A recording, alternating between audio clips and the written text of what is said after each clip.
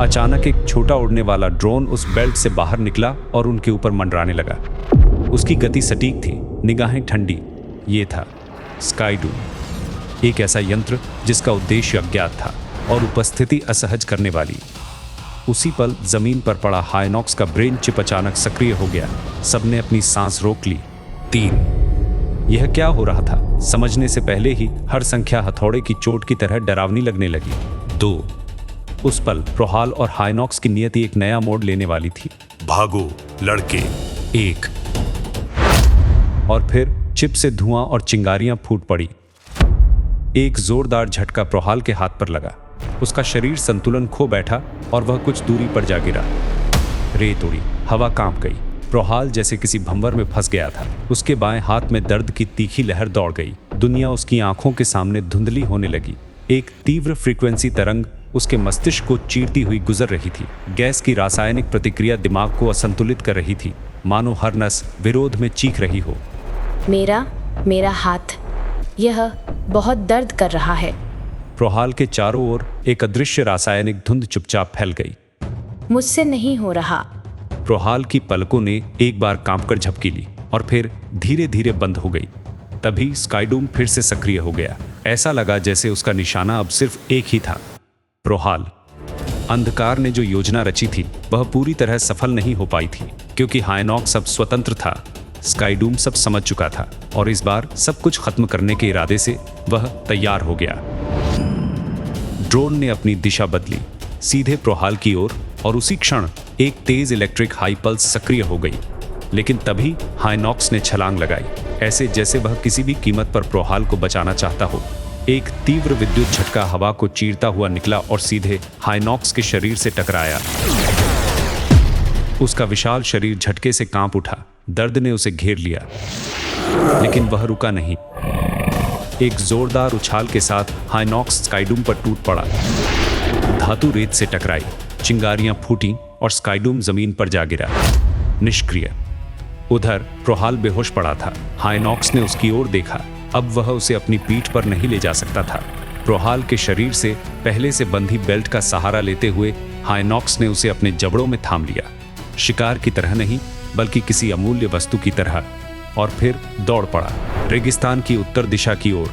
वह जानता था कि अंधकार इस लड़के का पीछा जरूर करेगा, फिर भी वह उसे बचाने की पूरी कोशिश कर रहा था।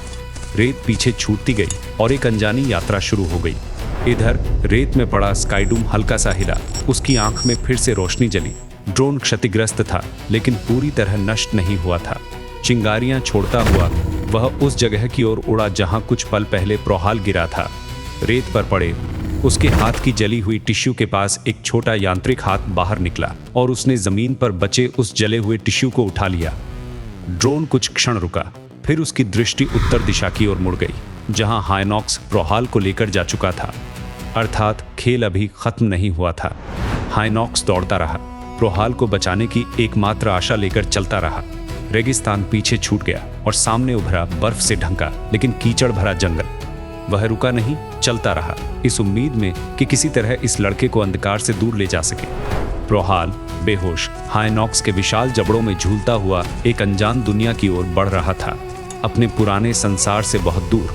उत्तर की ओर भागता हुआ हाइनॉक्स, और उसके साथ एक ऐसा भविष्य जो अभी किसी को दिखाई नहीं दे रहा था। समय बहता रहा और तभी समय के हाथों भुला दी गई एक अछूती जगह सन्नाटे से उभरती है। यह है मरभिली घाटी, एक ऐसा क्षेत्र जहां अंधकार चुपके से रहता है। विशाल पर्वतों के बीच बसी एक निर्जन भूमि, जिसका परिदृश्य भूतिया वातावरण में लिपटा हुआ था। बीच में एक काली झील थी जो सारी रोशनी को सोख लेती थी। पास में ही चट्टानों और चमकदार वनस्पतियों द्वारा छिपाया गया एक प्रवेश द्वार था, छुपा हुआ, जहां से सतह के नीचे एक गुप्त भूमिगत फैसिलिटी शुरू होने वाली थी। पेलिसिया गोपनीयता और छायाओं में लिपटी भूल भुलैया जैसे गलियारों में आगे बढ़ रही थी।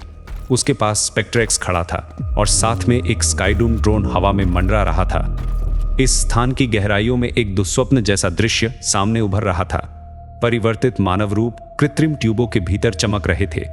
कापराल की विकृत काली महत्वाकांक्षाएं इस रिसर्च फैसिलिटी में आकार ले रही थीं, जहां मानव जीवन को उसकी इच्छा के अनुसार बदला जा रहा था। ज़राथ्रेक्स अंधकार की दुनिया के कापराल का पागल वैज्ञानिक ठंडी धातु की दीवारों के सामने खड़ा था। तभी बेलिसिया भीतर प्रवेश करती है। उसके चेहरे पर क्रोध स्पष्ट था। हम लड़के को खो चुके हैं। हाइनॉक्स उसे लेकर भाग गया। क्या? लेकिन वह अभी भी इसी इलाके में कहीं होगा। उस लड़के के बिना द्रोणाभीर को वश में करना असंभव है। तो फिर उस लड़के को हर हाल में पकड़ो। हमारे प्लान लगातार विफल हो रहे हैं और हमारे पास समय नहीं है। कालमाटी में उसकी मृत्यु का कोई भी सबूत पहुंचना चाहिए। श्राभाला पुलिस मूर्ख नहीं है। अगर वे यहाँ तक पहुँच गए तो यह जगह खत्म हो जाएगी। एक भी निशान नहीं रहना चाहिए। कापराल सबूतों से घृणा करता है। गोपनीयता हमारी असली शक्ति है, समझे? जी मैडम, कोई चिंता नहीं, मैं संभाल लूंगा। लेकिन अगर वह लड़का नहीं मिला तो? वह जाएगा कहाँ? अगर जिंदा है तो यही है, ढूंढो उसे। चिंता मत कीजिए मैडम, मैंने पहले ही वैकल्पिक व्यवस्था कर दी है। द्रोणाभीर का क्लोन प्रोसेस में है। हर योजना विफल हो सकती है, इसलिए तैयारी जरूरी थी, लेकिन उसे समय लगेगा। कमरे में छायाएं और गहरी हो गईं, जैसे उनके चारों ओर किसी विकृत योजना को आकार दे रही थी। अगर हमें फिर 2 साल इंतजार करना पड़े तो उस लड़के की जरूरत ही क्या है? मिला तो ठीक, नहीं मिला तो समाप्त। जैसे जिरात चाहता था वैसा ही होगा। उसे हमेशा के लिए शांत कर दो। अकुमा और रोएगी। उसका परिवार लगभग मिट चुका है। अब सिर्फ रेभानी बची है और वह भी अब मेरा शिकार बनेगी। उनके बीच की बातें हवा में बिजली की तरह चिंगारियां छोड़ रही थीं। उनकी बातों में सिर्फ रणनीति नहीं, विनाश की ठंडक थी। मैंने पूरी कोशिश कर ली है, लेकिन वह मेरे वश में नहीं आ रहा। अब फैसला सरल है। आज उसका आखिरी दिन होगा। अगर वह मेरे नियंत्रण में नहीं आया तो वह बचेगा नहीं। नहीं मैडम, मुझे उसकी जरूरत है। उसके मस्तिष्क में मेरे हैकिंग टूल्स के विरुद्ध असाधारण प्रतिरोध है। वह सामान्य नहीं है। उसका मस्तिष्क अलग है, अनोखा है। मुझे उस पर और अनुसंधान करना होगा। अगर वह मेरे विज्ञान का मुकाबला कर सकता है तो मैं अपने विज्ञान को और भी शक्तिशाली बनाऊंगा। दोनों की महत्वाकांक्षाएं एक ही दिशा में थीं, लेकिन उनके इरादे अलग थे। बेलिसिया की आंखों में नियंत्रण की आग थी और ज़राथ्रेक्स की आंखों में जिज्ञासा का अंधकार। उधर भूमिगत जेल के दमनकारी अंधकार के बीच एक दुख भरा दृश्य आकार ले रहा था। द्रोणाभीर, रेभानी का खोया हुआ पति, अब अपना बायां हाथ खो चुका था। उसके सिर के पिछले निचले हिस्से में एक रहस्यमय चिप लगा दी गई थी। वह इस अंधकार की दुनिया में कब से कैद था, उसे याद नहीं। कई साल अपने घर से दूर, उसके कष्ट भरे जीवन ने उसकी सारी आशा छीन ली थी। फिर भी वह जीवित था, सिर्फ एक एहसास के सहारे कि वह अपनी प्रिय पत्नी, अपने प्यार से फिर मिल सके। इस कैद के भीतर वह अकेला पड़ा था, लेकिन आज एक बुजुर्ग व्यक्ति को भी उसी जेल में उसके साथ कैद किया गया था। उसका नाम था कोलिधा। जी, मैं द्रोणाभीर हूँ। आप कौन हैं दादाजी? कमजोर और दुर्बल कोलिधा ने धीरे से उत्तर दिया। मैं कोलिधा हूँ, एक संत हूँ। मेरा कोई दुश्मन नहीं है बेटा, किसी से कोई बैर नहीं। मैं तो जंगल में अकेला ध्यान कर रहा था। मैंने किसी का कोई अनिष्ट नहीं किया। फिर भी वे लोग मुझे यहाँ ले आए। मैं नहीं जानता क्यों। क्या तुम्हें भी इन लोगों ने यहाँ पकड़ कर रखा है? हाँ दादाजी, मैंने यहाँ से निकलने की कोशिश की थी, लेकिन ये लोग बहुत शक्तिशाली हैं। ये लोग राक्षस हैं। भगवान इन्हें माफ नहीं करेगा। तभी पास आते कदमों की गूंज सुनाई दी। आसन्न खतरे का तूफान जैसे हवा में ठहर गया। स्पेक्टर एक्स सुरक्षा रोबोट ने जेल का ताला खोल दिया। बेलिसिया दुर्भावनापूर्ण आभा के साथ भीतर दाखिल हुई। उसकी आंखों में जलता हुआ क्रोध विनाश की घोषणा कर रहा था। द्रोणाभीर दीवार से टिककर बैठा था, शरीर टूटा हुआ, एक हाथ पहले ही खो चुका। उसके सिर के पीछे लगी रहस्यमय चिप धीमे धीमे धड़क रही थी। कोलिधा सब देख रहा था। बेलिसिया आगे बढ़ी। उसके हाथ में एक इंजेक्शन था। पारदर्शी द्रव्य भीतर हल्का सा चमक रहा था। उसकी आंखों में कोई जल्दबाजी नहीं थी, सिर्फ ठंडी निश्चितता। यह अंत नहीं है द्रोणाभीर, यह बस एक और प्रयोग है। वह उसके सामने झुकी, एक हाथ से उसका कंधा पकड़ा, दूसरा हाथ इंजेक्शन लेकर उसके शरीर के करीब आया। नोक उसकी त्वचा को छूने ही वाली थी। द्रोणाभीर की सांसें भारी थीं, उसकी दृष्टि धुंधली लेकिन बुझी नहीं। उसी क्षण उसकी कमजोर आंखों में एक हल्की चमक लौटी। दर्द, कैद, अपमान और रेभानी की धुंधली स्मृति सब एक साथ भीतर उमड़ पड़े। जीने की जिद अचानक भड़क उठी। अगले ही पल द्रोणाभीर बिजली सी तेजी से उठा और झपट पड़ा। उसने बेलिसिया की कलाई पकड़ ली, उसे झटका देकर मोड़ा और सुई को जोर से उसी के शरीर में धंसा दिया और क्षण भर के लिए बेलिसिया की आंखें फैल गईं। उसके चेहरे पर दर्द की रेखा उभरी, फिर उसका शरीर ढीला पड़ गया। वह ठंडी जमीन पर गिर पड़ी। कोठरी में एक अनिश्चित सन्नाटा फैल गया, जैसे भाग्य ने क्षण भर के लिए दिशा बदल दी हो। लेकिन यह शांति टिकने वाली नहीं थी। स्पेक्टर एक्स सक्रिय हो चुका था। बिना चेतावनी के उसका धातु भरा प्रहार द्रोणाभीर के सिर पर पड़ा। तेज, भारी, निर्दयी, दुनिया घूम गई। द्रोणाभीर का शरीर लड़खड़ाया। स्पेक्टर एक्स ने द्रोणाभीर पर दूसरा वार करने के लिए अपना धातु हाथ उठाया। तभी कोलिधा, जो अब तक कमजोर दिख रहा था, अचानक झुका और पूरी शक्ति से स्पेक्टर एक्स के पैर को पकड़कर जोर से खींच लिया। भारी मशीन का संतुलन बिगड़ गया और वह जोरदार धमाके के साथ जमीन पर गिर पड़ता है। गिरते ही द्रोणाभीर ने अवसर नहीं छोड़ा। उसने बचे हुए बल को समेटकर स्पेक्टर एक्स के सीने पर घातक प्रहार किया। पैर से सीधा वार। रोबोट के भीतर की प्रणाली असंतुलित हो उठती है। चिंगारियां निकली और कुछ ही क्षणों में स्पेक्टर एक्स निष्क्रिय हो जाता है। समय कम था। कोठरी में भारी सन्नाटा छा जाता है। द्रोणाभीर झुकता है। दाहिने हाथ से उसके नियंत्रण तंत्र से जुड़े तारों को अलग कर देता है। द्रोणाभीर अपना हाथ बढ़ाकर कोलिधा को उठाता है। दोनों की आंखों में अब संकल्प है, फरार होना ही एकमात्र विकल्प। जैसे ही वे आगे बढ़ते हैं, अचानक पूरी फैसिलिटी में अलार्म बज उठे। उनके पास समय बहुत कम था। दोनों जटिल भूमिगत गलियारों में आगे बढ़े। अचानक गहराई में एक छिपा हुआ कक्ष सामने आया। भीतर का दृश्य और भी भयावह था। एक महिला कुर्सी से जकड़ी हुई थी। उसके सिर पर विद्युत हेलमेट कसकर जड़ा था और एक चिप उसकी चेतना को अपने नियंत्रण में लिए हुए थी। यह कैद से कहीं बढ़कर था। यह एक क्रूर प्रयोग था। लड़की को बचाओ, तुरंत। द्रोणाभीर दौड़ा। अलार्म की आवाज तेज हो गई। उसने सावधानी से हेलमेट हटाया, चिप का संपर्क तोड़ा और उस औरत को कृत्रिम नियंत्रण से मुक्त कर दिया। महिला बेहोश से हिलती है, फिर धीरे धीरे सांस लेती है। उधर फैसिलिटी के दूसरे छोर पर ज़राथ्रक्स ने बेहोश पड़ी बेलिसिया को पाया और उसी क्षण समझ गया कि द्रोणाभीर भाग निकला है। इधर द्रोणाभीर, कोलिधा और मुक्त हुई महिला आगे बढ़ते रहे। हर कदम के साथ खतरा उनका पीछा कर रहा था, लेकिन कोलिधा की शक्ति अब साथ नहीं दे रही थी। संघर्ष, भाग दौड़ और चोटों का भार अंततः उस वृद्ध शरीर पर भारी पड़ गया। द्रोणाभीर समझ चुका था कोलिधा अब दुर्बल हो चुके हैं। जल्दी करो, खुद को बचाओ। मेरा कोई परिवार नहीं है, तुम्हारा है। जाओ और इस महिला को सुरक्षित बाहर ले जाओ। द्रोणाभीर ठिठक गया। निष्ठा और आसन्न खतरे के बीच उसका मन जकड़ गया। मैं आपको छोड़कर नहीं जा सकता। तभी एक तीखी रोशनी ने अंधेरे को चीर दिया।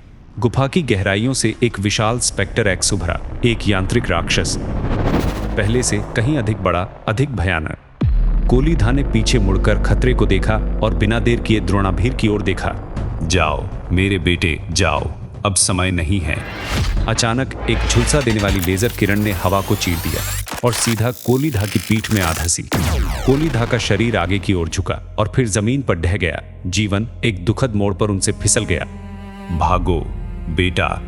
बुजुर्ग संत की आंखें धीरे धीरे बंद हो गईं। द्रोणाभीर ने उनका चेहरा देखा। एक मौन बलिदान गुफा की निस्तब्धता में अमर हो गया। महिला अब पूरी तरह सचेत थी। उसका नाम था एंटिला।